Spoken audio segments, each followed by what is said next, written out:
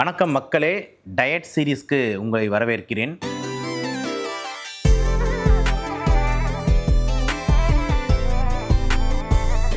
Diet அப்படின்னா என்னதுன்னா பார்த்தீங்கன்னா சாப்பாடு, அது எல்லாருக்கும் தெரியும். பட் ஆனால் இப்போ சமீப காலமாக பல்வேறு விதமான டயட்கள் இந்த மார்க்கெட்டில் ஒரு பிஸ்னஸ் ஆகிடுச்சுன்னு சொல்லலாம். இல்லை நிறைய பேர் யதார்த்தமாக அதுக்குள்ளே போகிறாங்க அப்படின்றத பார்க்கலாம். இந்த டயட் சீரீஸோட மெயின் கான்செப்ட் ஏன் கொண்டு வந்தேன்னா, முதல்ல யதார்த்தமாக மக்கள் என்ன மாதிரி சாப்பிட்ற முறையில் இருக்காங்க. ரெண்டாவது பார்த்தீங்கன்னா இப்போ மார்க்கெட்டில் different types of diet, paleo diet, keto diet, carnivore diet, intermittent fasting, GMT diet அப்படின்னு சொல்லிட்டு போயிட்டே இருக்குது லிஸ்ட். இந்த மாதிரி டிஃப்ரெண்ட் டைப் ஆஃப் டயட்ஸ் பார்த்தீங்கன்னா இந்த சமூக வலைதளத்தில் ரொம்ப அதிகமாக பார்க்குறோம். ஸோ நிறைய பேர் இதை ஃபாலோ பண்ணுறேன், அதை ஃபாலோ பண்ணுறேன், இந்த ஃபுட் சேலஞ்ச் இதெல்லாம் போடுறாங்க. ஸோ மெயினாக ஒரு டயட் அது அப்படின்னா என்ன அப்படின்னு பேசிட்டு லாஸ்ட்டாக அந்த சீரீஸ் எண்டில் எனக்கு தெரிஞ்சு சிறந்த டயட் எது அப்படின்ற மாதிரியும் ஒரு வீடியோ போடலாம் அப்படின்றது தான் இந்த டயட் சீரீஸோட நம்மளோட பிளானாக இருக்குது. அதில் இந்த வீடியோவில் நம்ம டு ஸ்டார்ட் வித் நம்ம ஆரம்பிக்கிற டயட் எது அப்படின்னு பார்த்தீங்கன்னா பேலியோ டயட். வாங்க வீடியோவில் செல்லலாம்.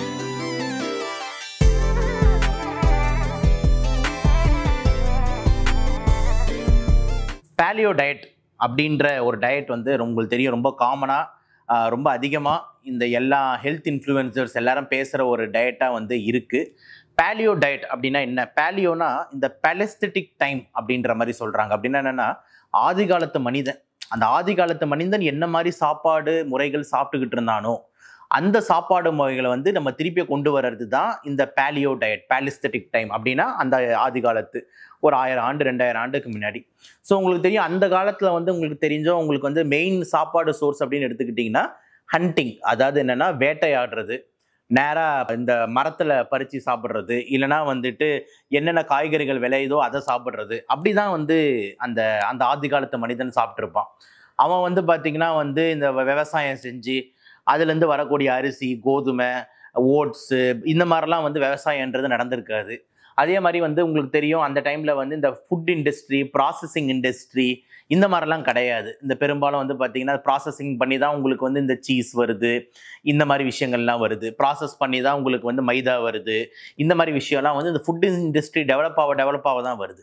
ஆனால் ஆதி காலத்து மனிதன் அதெல்லாம் சாப்பிட்ருக்க மாட்டான். அப்போ அந்த ஆதி காலத்து மனிதன் என்ன சாப்பிட்டானோ அந்த வழிமுறையை திருப்பிய கொண்டு வர்றது தான் இந்த பேலியோ டயட் ஆர் பேலஸ்தட்டிக் டயட். அப்போ இந்த பேலியோ டயட் அப்படின்ற டயட்டில் என்ன விஷயங்கள்லாம் இருக்குது அப்படின்னு நம்ம எடுத்துக்கிட்டோம் அப்படின்னா, ஃபஸ்ட்டு ரொம்ப இம்பார்ட்டண்ட்டாக இருக்கிறது நம்ம நேச்சுரலாக கிடைக்கிற ப்ரோட்டீன்ஸ், போத்துவ சத்துகள். என்ன? நம்மளோட கோழி, ஆடு, மாடு, இதுதாங்க, வேற என்ன.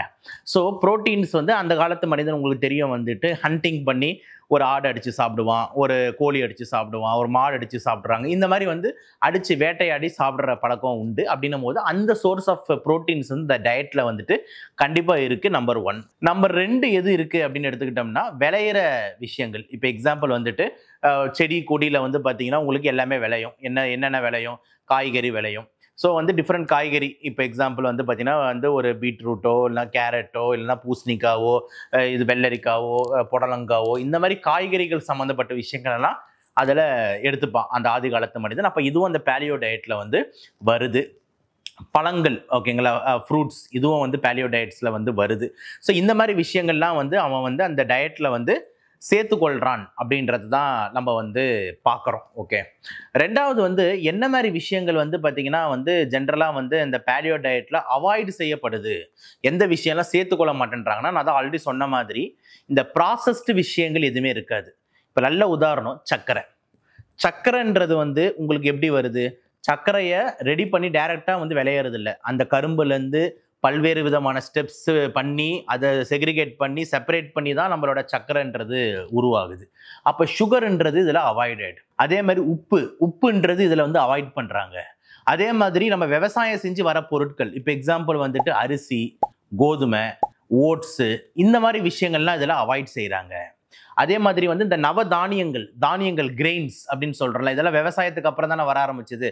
ஆதி காலத்து மனிதன் அதெல்லாம் சாப்பிட்ருக்க மாட்டானேன்ட்டு அப்போ இந்த விஷயங்கள்லாம் அவாய்ட் செய்யப்படுது.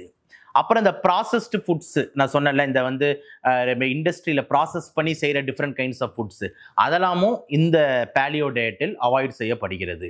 ஸோ பேசிக்கலாக நான் சொல்ல வேண்டிய கான்செப்ட் என்ன அப்படின்னா, ஆதி காலத்து மனிதன் என்ன சாப்பிட்டானோ அந்த முறையை திருப்பிய கொண்டு வர ஒரு டயட்டு தான் வந்து இந்த பேலியோ டயட் என்ற பெலஸ்தெட்டிக் டயட்.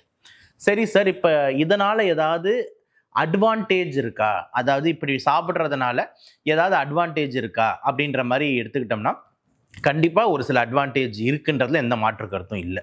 ஃபஸ்ட்டு விஷயம், நீங்கள் தேவையில்லாமல் அப்போது ப்ராசஸ்டு ஃபுட்டு சாப்பிட மாட்டீங்க. அப்படின்னு என்ன அர்த்தம்? பரோட்டா சாப்பிட்றேன், ஃபிங்கர் சிப்ஸ் சாப்பிட்றேன், பர்கர் சாப்பிட்றேன், பீட்சா சாப்பிட்றேன், இந்த மாதிரி விஷயங்கள் நீங்கள் சாப்பிட மாட்டீங்க. ஏன் அப்படின்னு பார்த்தீங்கன்னா, அது அந்த பேலியோ டயட்டில் வந்து பார்த்தீங்கன்னா ப்ராசஸ்டு ஃபுட்ஸுக்கு அகெயின்ஸ்டாக இருக்கேன். விவசாயம் பண்ணி வர தானியங்கள், மைதா இந்த மாதிரி அகெயின்ஸ்டாக இருக்கா. அப்போ இந்த மாதிரி ஃபுட்ஸ் எல்லாத்தையும் நீங்கள் அவாய்ட் பண்ணுவீங்க. அப்படின்னும் போது நீங்கள் தேவையில்லாமல் ப்ராசஸ்டு ஃபுட்டு அப்படின்னா என்னென்னா, இந்த எக்ஸ்பிரி டேட் இருக்கிற ஃபுட்டோ இல்லைனா வந்துட்டு கலப்பனை பண்ண ஃபுட்டோ நீங்கள் தேவையில்லாமல் சாப்பிட மாட்டீங்கன்றது ஒரு பெரிய அட்வான்டேஜ், மாற்று கருத்தில் ஒன். ரெண்டாவது விஷயம் என்ன மெயின் அட்வான்டேஜ் அப்படின்னு எடுத்துக்கிட்டோம்னா, இன்சுலின் செக்ரீஷனை கட்டுப்பாட்டில் வைத்துக் கொள்ளுது அப்படின்றது ஒரு முக்கியமான பாயிண்டாக இருக்குது. ஓகே, இப்போ இன்சுலின்னா என்ன, கண்டிப்பாக இதை பற்றி நம்ம சொல்லி ஆகணும். இன்சுலின்ன்றது என்னென்னா, நம்ம கணையம் அப்படின்னு ஒரு உறுப்பு இருக்குது, அதுதான் பேன்கிரியாஸ்ன்னு சொல்லுவாங்க. அந்த கணையத்தில் பார்த்தீங்கன்னா நம்மளுக்கு டிஃப்ரெண்ட் டைப் ஆஃப் செல்ஸ் இருக்குது. ஆல்ஃபா செல், பீட்டா செல், காமா செல், இந்த மாதிரி இருக்குது. அதில் பீட்டா செல்லிலிருந்து உற்பத்தியாகும் ஒரு ஹார்மோன், அது பேர் தான் இன்சுலின். இன்சுலினோட வேலை என்ன அப்படின்னு எடுத்துக்கிட்டோம்னா, நம்ம உடம்புல இருக்கிற சக்கரை லெவலில் சீராக பார்த்துக்கிறது தான் அதோட வேலை. இப்போ நம்ம உடம்புல சக்கரை லெவல் வந்து உங்களுக்கு தெரியும், நார்மலாக வந்து பார்த்தீங்கன்னா ஃபாஸ்டிங் எடுத்தோம்னா கூட வந்துட்டு எப்பவுமே வந்து ஒரு 110க்குள்ளே இருக்கணும் அப்படின்றத நம்மளோட எதிர்பார்ப்போம். ஓகே, எனி டைம் நம்ம டெஸ்ட் எடுத்தால் கூட 200லாம் போச்சுன்னா, எனி டைம் 200 போச்சுன்னா கூட அது வந்து சுகர் என்று கன்சிடர் செய்யப்படும். ஃபாஸ்டிங்லேயே உங்களுக்கு 110க்கு மேலே இருந்ததுனா கூட நம்ம ப்ரீ டயபெட்டிஸ்னு கன்சிடர் பண்ணுவோம். இந்த மாதிரி டயபெட்டிஸ் பற்றி நம்ம தனியாக பேசுவோம்.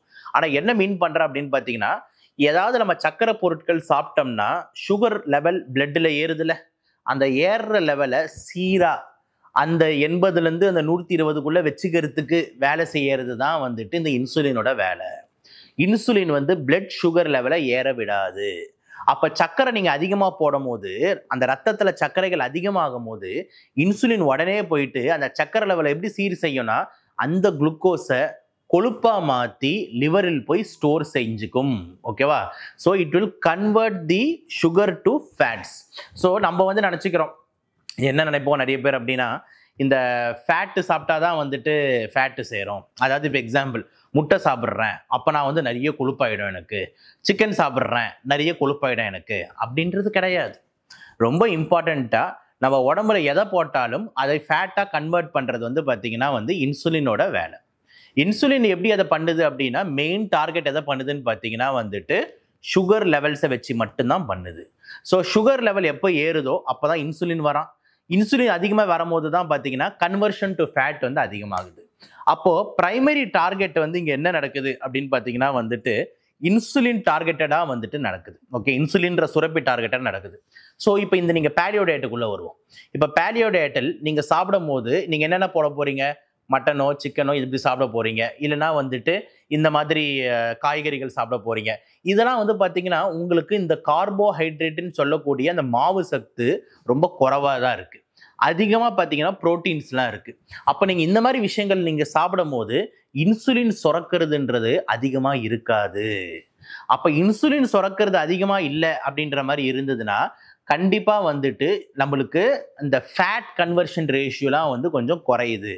அப்போது இந்த பேலியோ டயட்டு ஓரளவுக்கு வெயிட் லாஸுக்கு உதவுது, ஆர் வெயிட் மெயின்டெனன்ஸ்க்கு உதவுது, ஆர் வெயிட் மேனேஜ்மெண்ட்டுக்கு உதவுது அப்படின்றதுல எந்த மாற்று கருத்தும் இருக்க முடியாது. ஸோ ஒரு வெயிட் லாஸ்க்கோ இல்லைனா ஒரு வெயிட் மெயின்டெனன்ஸ்க்கோ ஒரு வெயிட் பேலன்ஸ்க்கோ வந்து பார்த்தீங்கன்னா இது உதவுது அப்படின்றது ரெண்டாவது முக்கியமான ஒரு அட்வான்டேஜ். மூணாவது அட்வான்டேஜ் வந்து பார்த்தீங்கன்னா, இந்த சுகர் பேஷண்ட்ஸுக்கெலாம், இந்த இன்சுலின் ரெசிஸ்டன்ஸ் இருக்கிற டைப் 2 டயபெட்டிஸ் சுகர் பேஷண்ட்டுக்கெலாம் இந்த மாதிரி ஒரு டயட் முறையில் வந்துட்டு சுகரையும் நம்ம கண்ட்ரோலில் வச்சுக்க முடியும் அப்படின்றது ஆதாரபூர்வமாக வந்து நிரூபிக்கப்பட்டிருக்கு. ஸோ அதுவும் ஒரு ஆடட் அட்வான்டேஜ். இன்னொரு அட்வான்டேஜ் என்ன அப்படின்னு எடுத்துக்கிட்டோம்னா, இந்த மாதிரி நம்ம இந்த பேலியோ டயட்டில் எடுக்கிறதுனால புரோத்துவ சத்துகள் மற்றும் ஃபைபர் சத்துகள், நார் சத்துக்கள்லாம் இதெல்லாம் வர்றதுனால பசி கண்ட்ரோல் ஓரளவுக்கு சீராக இருக்குது அப்படின்றது வந்து இன்னொரு ஒரு அட்வான்டேஜாக வந்துட்டு இருக்குது. ஸோ ஓவராலாக நம்ம என்னென்ன அட்வான்டேஜ் இந்த டயட்டில் இருக்குது அப்படின்னு எடுத்து பார்த்துக்கிட்டோம் அப்படின்னு எடுத்தோம்னா, கண்டிப்பாக சுகர் லெவல்ஸை நம்மளை வந்து ஏற விடுறது இல்லை. ஸோ டைப் 2 டயபெட்டிஸ் பேஷண்ட்டுக்கு நல்லா இருக்குது. ஓரளவுக்கு வந்து வெயிட் லாஸுக்கும் உதவுது. அதே மாதிரி ஒரு ஆக்டிவ் லைஃப் ஸ்டைலுக்கு உதவுது. அதே மாதிரி பசியும் எடுக்காமல் பார்த்துக்குது. தேவையில்லாமல் நீங்கள் வந்து இந்த டயட்டு நீங்கள் ஃபாலோ பண்ணுற ஆளாக இருந்தீங்கன்னா ப்ராசஸ்டு ஃபுட்டை சாப்பிட மாட்டீங்க. அப்போ இந்த மாதிரி பல்வேறு அட்வான்டேஜஸ் வந்து இந்த பேலஸ்தட்டிக் என்ற பேலியோ டயட்டில் உள்ளது என்றதில் எந்த மாற்று கருத்தும் இல்லை.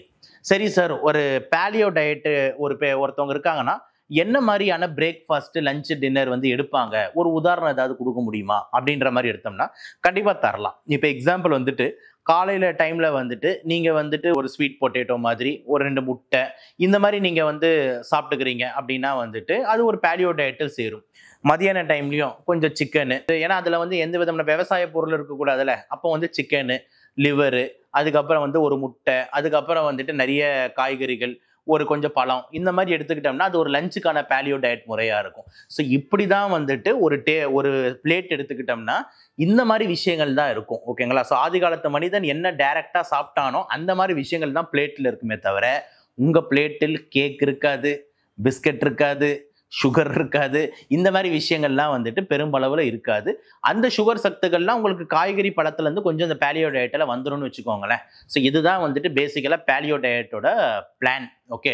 ஸோ ஓவராலாக வந்துட்டு இதில் சைடு எஃபெக்டே இல்லையா அந்த பேலியோ டயட்டில் போகிறதா இருந்தால் கண்டிப்பாக வந்துட்டு கொஞ்சம் ரொம்ப அன்கண்ட்ரோல்டு சுகர் பேஷண்ட், அதாவது இன்சுலின் போட்டுகிட்டே இருக்கீங்க, திடீர்னு லோ சுகருக்கு போவோம் உங்களுக்கு, இந்த மாதிரிலாம் ஏதாவது இருந்ததுன்னா கொஞ்சம் வந்து டாக்டரை கன்சல்ட் பண்ணிட்டு அதுக்கப்புறம் வந்து இந்த பேலியோ முறைகள் வந்து ஆரம்பிக்கிறதுன்றது ரொம்ப ரொம்ப நல்லது. ஓகேங்களா?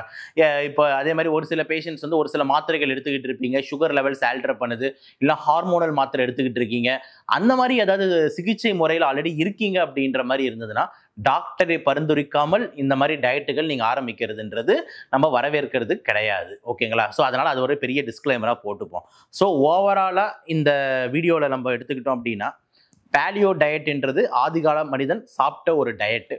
ஸோ அந்த டயட்டில் பெரும்பான்மையாக நேச்சுரலாகவே கிடைக்கிற ஒரு விஷயங்கள் மட்டும், என்ன ஹண்ட் பண்ணி சாப்பிட்டாங்களோ, என்ன பறித்து சாப்பிட்டாங்களோ அது மட்டும்தான் இருக்கும். எந்த விதமான ப்ராசஸ்டு ஃபுட்ஸோ, ஃபார்மிங் செஞ்ச ஃபுட்ஸோ அதில் இருக்காது அப்படின்றது தான் டேக் ஹோம் மெசேஜ். ஸோ அந்த மாதிரி டயட்டுனால அட்வான்டேஜ் நிறைய இருக்கானா கண்டிப்பாக நிறைய அட்வான்டேஜ் இருக்குது. அதே மாதிரி வந்துட்டு எல்லாரும் வந்து பார்த்தீங்கன்னா இதை டைரெக்டாக ஆரம்பிக்காதீங்க. ஒரு சில பீப்புள் நான் எது வீடியோவில் சொல்லியிருந்தனோ அவங்க எல்லாருமே வந்து தயவு செஞ்சு வந்து டாக்டரை கன்சல்ட் பண்ணிட்டு ஆரம்பிங்கன்றது நம்ம பிளானாக இருக்குது. ஸோ இதான் வந்து பேலியோவோட நட்ஷெல். அடுத்த வீடியோவில் நம்ம திருப்பியும் வந்து கீட்டோ டயட்டை பற்றி பேசிடுவோம். நன்றி, வணக்கம்.